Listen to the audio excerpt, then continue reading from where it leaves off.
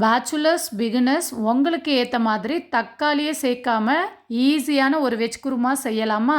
அதுக்கு ஒரு பவுல்ல 1/2 கப்பு போல தயிர், 1/4 டீஸ்பூன் மஞ்சள் தூள், 1 டீஸ்பூன் தனி மிளகாய் தூள், 2 டீஸ்பூன் மல்லித்தூள், 1/2 டீஸ்பூன் சோம்புத்தூள், கரம் மசாலா, 1 டீஸ்பூன் உப்பு சேர்த்து நல்லா மிக்ஸ் பண்ணி எடுத்து வச்சுக்கோங்க.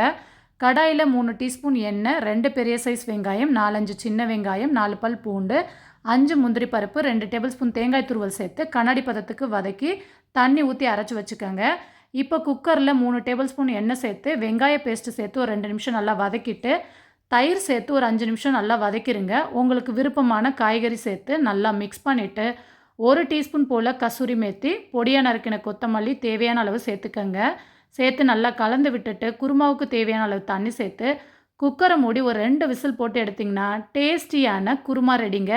சப்பாத்தி நானோட சாப்பிட்டு பாருங்கள், அட்டகாசமாக இருக்கும். ரெசிபி பிடிச்சவங்க மறக்காமல் லைக் பட்டனை தட்டிடுங்க. பாய்.